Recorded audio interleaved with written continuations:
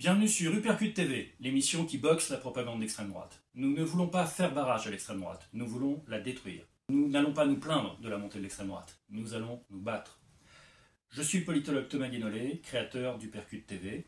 Chaque jeudi à 20 h, nous démolirons la propagande des médias d'extrême droite sur la semaine écoulée, Europe 1, le JDD, CNews et compagnie, et nous démolirons la propagande des personnalités, des partis, des cadres d'extrême droite. Ça va, en substance, d'Éric Zemmour à Bruno Retailleau, en passant par Marine Le Pen, Sarah Knafo, Jordan Bardella, toute la clique. Notre travail sera percutant, combatif et rigoureusement documenté. Nous défendrons toutes les cibles de la haine d'extrême droite, sans exception. Les immigrés, les sans-papiers, les musulmans, les maghrébins, les noirs, les roms, les femmes, les jeunes, les pauvres, les chômeurs, les précaires, les LGBT+, les prostituées, les toxicomanes et bien sûr les quartiers populaires. Nous allons armer intellectuellement toutes celles et tous ceux qui veulent résister. Grâce à Uppercut TV, vous serez informés et vous aurez les connaissances, les arguments pour résister efficacement. Sur les réseaux sociaux, sur vos lieux de travail, dans les repas de famille, dans la rue, partout où il le faut. Vous avez la volonté et la détermination de résister à la montée de l'extrême droite, nous vous fournissons les outils pour résister avec efficacité. Chaque épisode fera 15-20 minutes. Premier round, le tour du ring. Nous ferons rapidement le tour de l'actualité récente de l'extrême droite en France et dans le monde, pour être bien informé sur la peste brune et comprendre ce qui est en train de se jouer, connecter tout ce qui est en train de se passer.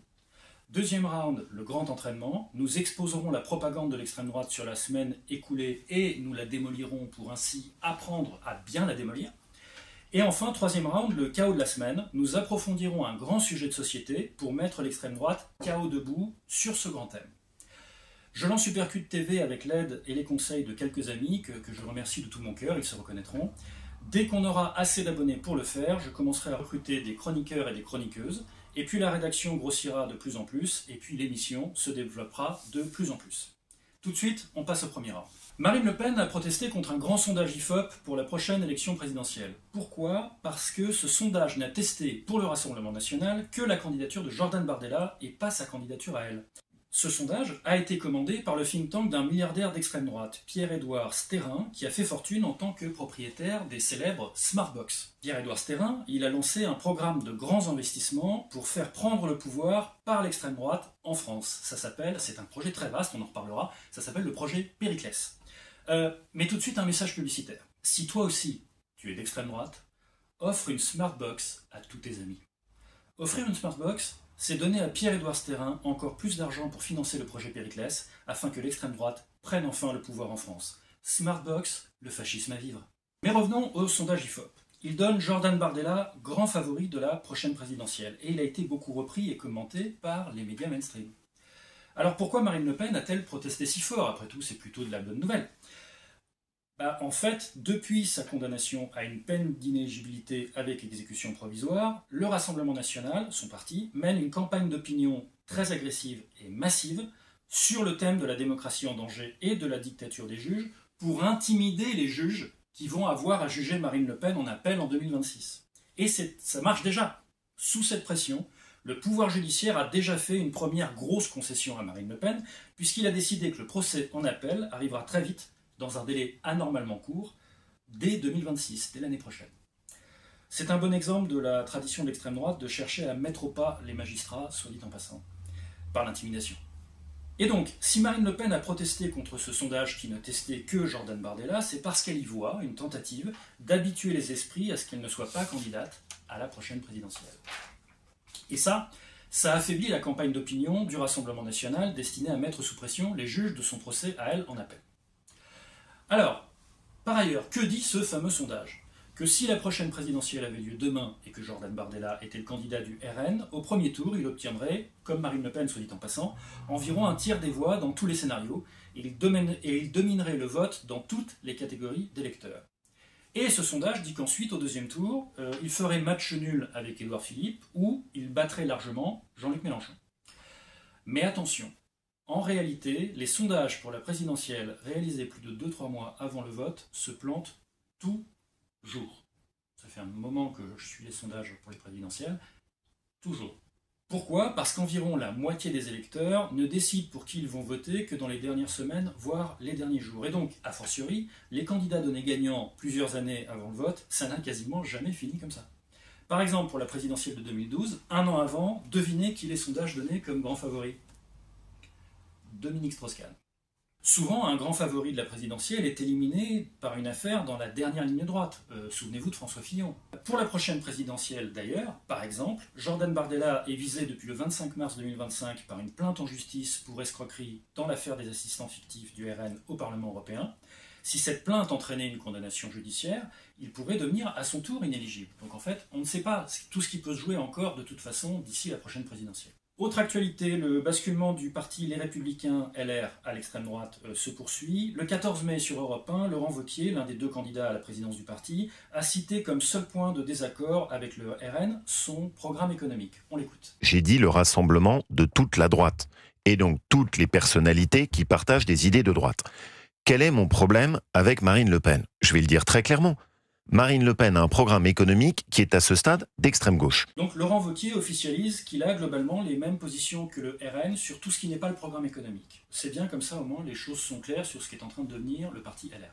L'université de Pau a été victime de tags néo-nazis, un symbole SS et des slogans comme « blanc supérieur à nègre » ou encore « PD inférieur à chien ». Ceux qui ont regardé notre épisode pilote s'en souviennent, en 2023, deux proches lieutenants de Marine Le Pen, Axel Lousteau et Olivier Duguet, ont assisté à une manifestation néofasciste en plein Paris. Eh bien, le 9 mai dernier, le défilé des néofascistes en plein Paris a encore eu lieu. Ils ont mis ça, comme vous pouvez le voir sur cette vidéo de Brut. 1 million de manifestants avec des croix celtiques, des t-shirts néo-nazis, des tatouages hitlériens, divers symboles néofascistes dont je vous passe les détails, et un service d'ordre encagoulé. La préfecture de police avait initialement interdit la manifestation de ce comité du 9 mai, ainsi qu'une contre-manifestation antifasciste, en invoquant des risques d'affrontement. Saisi, le tribunal administratif, entendez-moi bien, a réautorisé si vous voulez, la manifestation néofasciste, mais a maintenu l'interdiction de la contre-manifestation antifasciste. Ce deux poids deux mesures nous dit quelque chose de très inquiétant sur le climat politique général de la France. Ça nous dit beaucoup de choses. Et c'est très inquiétant. En Bretagne, plusieurs tiers-lieux engagés contre le racisme et l'exclusion ont subi du vandalisme d'extrême droite, des tags de croix celtique notamment.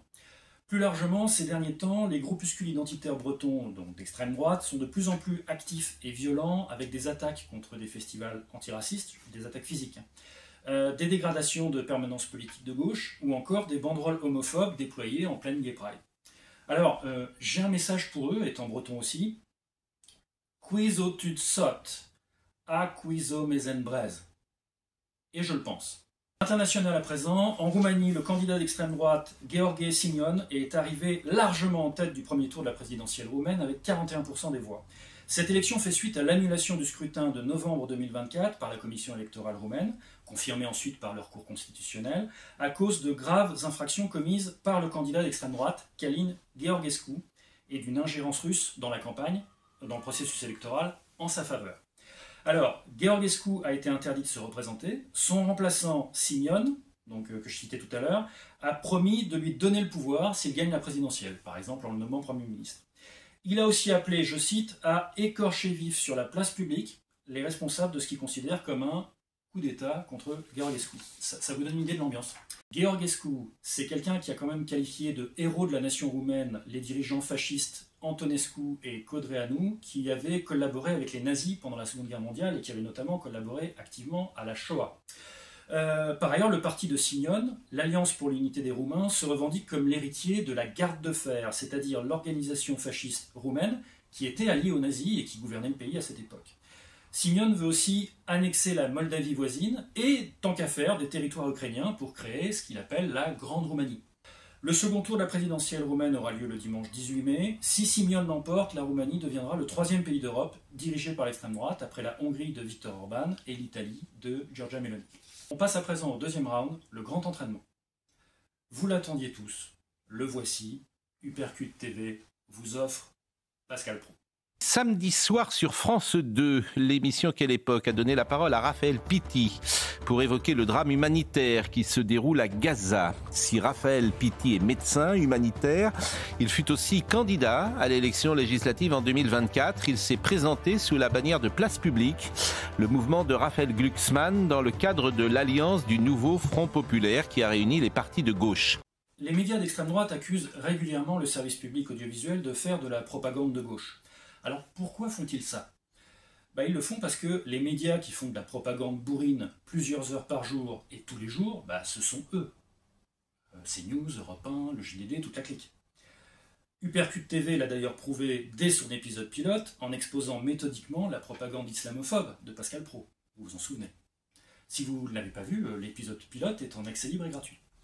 Et donc, pour échapper à l'accusation justifiée d'être des médias de propagande d'extrême droite, ils allument un contre-feu. Ils accusent en boucle le service public audiovisuel de faire de la propagande de gauche. Il y a un côté « et donc je suis perché ». Problème, dans cet extrait, Pascal Praud invoque comme preuve de propagande le fait qu'un invité de l'émission du service public Quelle époque a été candidat de gauche aux législatives. Ouais, sauf que au moment où il le dit, son chroniqueur sur le plateau, là, Georges Fenech, il est là. Et Georges Fenech, c'est un ancien député UMP puis LR. Donc message à l'ancien journaliste sportif Pascal Praud, vous venez quand même de mettre un superbe but contre votre camp. L'ensauvagement, n'importe où, n'importe quand. Un contrôle routier, un match de football, l'ensauvagement, les barbares sont parmi nous. Chaque jour qui passe illustre cette France orange mécanique. Il y a annoncé, il y a quelques années. Un jour, une lycéenne meurt, poignardée dans son lycée. Un autre jour, un pompier est entre la vie et la mort et son agresseur vient lui cracher dessus. Personne n'est à l'abri. Jusqu'à quand ? Je ne sais pas, la barbarie est là et ma conviction ne change pas.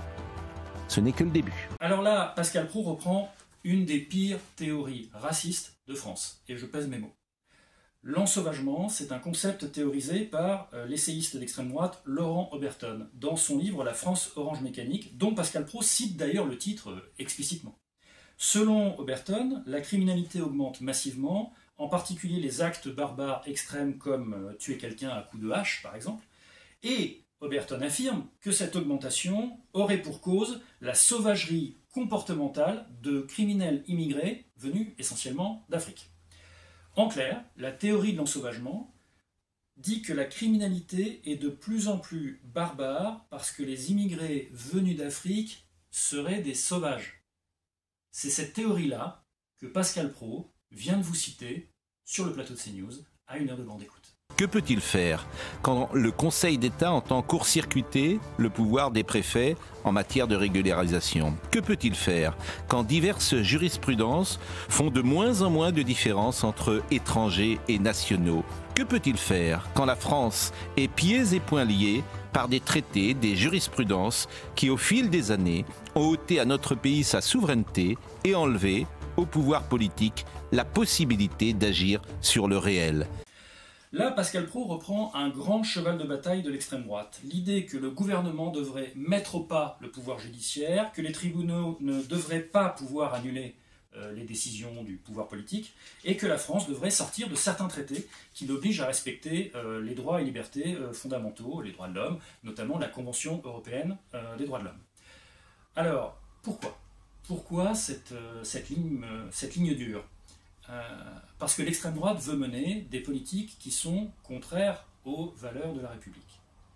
Et elle a compris que si elle prend le pouvoir par les urnes, le pouvoir judiciaire deviendra le dernier obstacle, parce que le pouvoir judiciaire peut annuler, invalider, sanctionner les décisions du pouvoir politique lorsqu'elles sont contraires aux valeurs de la République ou à des valeurs contenues dans des traités que la France a signés. Donc l'extrême droite a très bien compris le problème. Et c'est pour ça qu'elle tient absolument à mettre au pas le pouvoir judiciaire. Et c'est pour ça que Pascal Praud exprime précisément ces idées-là. Allez, on passe au chaos de la semaine. Cette semaine, nous allons mettre l'extrême droite chaos debout sur le thème de l'immigration. On ne va pas tout aborder sur l'immigration parce qu'il nous faudrait une émission d'1 heure, mais on va s'intéresser à l'essentiel de la propagande de l'extrême droite, médiatique et politique, sur ce sujet. Alors, pourquoi on en parle maintenant? Parce que le 11 mai, dans une interview à l'hebdomadaire d'extrême droite également, le Journal du Dimanche, Bruno Retailleau a proposé de changer la Constitution pour pouvoir organiser un référendum afin de réduire l'immigration en France, qu'il considère comme massive. L'an dernier, le parti Les Républicains, LR, avait tenté de lancer un tel référendum, mais le Conseil constitutionnel l'avait invalidé en disant « non, dans la Constitution, les thèmes pour lesquels vous pouvez essayer de lancer un référendum, l'immigration n'en fait pas partie ». D'où l'idée de Bruno Retailleau de modifier la Constitution pour rendre ce référendum possible. Et le 13 mai, Jordan Bardella a repris cette idée, on l'écoute. J'ai entendu parler de potentiels référendums. C'est pas la première fois que le président de la République nous en annonce. Quel sujet? Moi, je l'appelle à prendre les Français au sérieux et à organiser un référendum sur l'immigration. L'extrême droite dit que l'immigration en France est massive. C'est faux. Le total des immigrés qui arrivent, moins le total des immigrés qui repartent, car il y en a aussi qui repartent tous les ans, ça fait augmenter notre population totale de entre 150 000 et 200 000 personnes. Et nous sommes 68 millions d'habitants. Donc l'immigration fait augmenter notre population de 0,2 à 0,3% par an. En clair, c'est une goutte d'eau. L'extrême droite dit que le poids des immigrés dans notre population est très élevé. Alors c'est faux, il est faible. En 2023, la France compte 7,3 millions d'immigrés pour 68 millions d'habitants au total. Donc, c'est logique, 89% de la population française, ce ne sont pas des immigrés, ils sont nés ici. L'extrême droite dit que le poids des Maghrébins et des Africains hors Maghreb dans l'immigration vers la France est élevé. Alors c'est faux, il est faible. Les Maghrébins ne représentent que 17% des immigrés qui arrivent chaque année, et les Africains hors Maghreb ne représentent que 18%. L'extrême droite, c'est un sujet dont elle parle souvent, dit que la criminalité en France, c'est d'abord à cause de l'immigration. C'est encore faux. Vous vous souvenez que l'extrême droite, en particulier Bruno Retailleau, parle souvent d'une mexicanisation de la France en disant que la France devient ce qui se passe en termes de criminalité au Mexique. Eh bien, chiche, comparons la France au Mexique. Le Mexique, il a 1% d'immigrés dans sa population, contre 11% pour la France. J'arrondis. Or, le taux d'homicide du Mexique, il est de 23 pour 100 000 habitants, contre 1,5 en France. Si l'immigration était la cause principale de la criminalité, ces chiffres seraient impossibles. Donc c'est une démonstration très simple que cette thèse est fausse. Alors, l'extrême droite dit que les immigrés viennent en France pour profiter du système social. C'est faux, la preuve, la moitié des immigrés qui ont droit à l'aide médicale d'État, il s'agit de sans-papiers, ne la demandent même pas. Si les sans-papiers venaient en France pour profiter du système social, ce dont l'extrême droite l'accuse en boucle, eh bien ce chiffre serait impossible. L'extrême droite dit que les immigrés passent avant les Français pour accéder aux logements sociaux. C'est encore faux. Selon l'INSEE, plus de 80% des occupants des logements sociaux sont des Français nés en France. Ce ne sont pas des immigrés. De plus, le fait d'être un immigré ne fait tout simplement pas partie des critères d'attribution des logements sociaux. Le principal critère, en fait, c'est la pauvreté. L'extrême droite dit que l'immigration coûte beaucoup trop cher à la France. C'est encore faux. Les immigrés consomment moins d'éducation, moins de services de santé, moins de retraite et légèrement, j'ai bien dit légèrement, plus de prestations familiales et de chômage que les natifs. Et les immigrés, ils payent des impôts et des cotisations sociales. Ça ne vous aura pas échappé. On paye tous la TVA, par exemple. Entre ce qu'ils payent et ce qu'ils reçoivent, les immigrés, quel est le solde pour le budget total de l'État, des finances publiques? Réponse, l'impact est marginal. Il y a des études qui disent qu'il est marginal un peu positif, et il y a d'autres études qui disent qu'il est marginal un peu négatif. Donc, de toute façon, marginal. De plus, globalement, l'immigration n'a pas d'effet négatif significatif sur l'emploi des natifs. Et elle peut même compenser le manque de natifs pour répondre à certains besoins du marché du travail. C'est la fin de cet épisode du Percute TV, l'épisode numéro 1. N'oubliez pas de partager les extraits sur vos réseaux sociaux et de parler de l'émission aux gens autour de vous pour qu'ils s'abonnent si vous pensez que ça peut les intéresser. Comme ça, la communauté grossit. Et on termine avec notre running gag. Silencio puta fascista. À la semaine prochaine.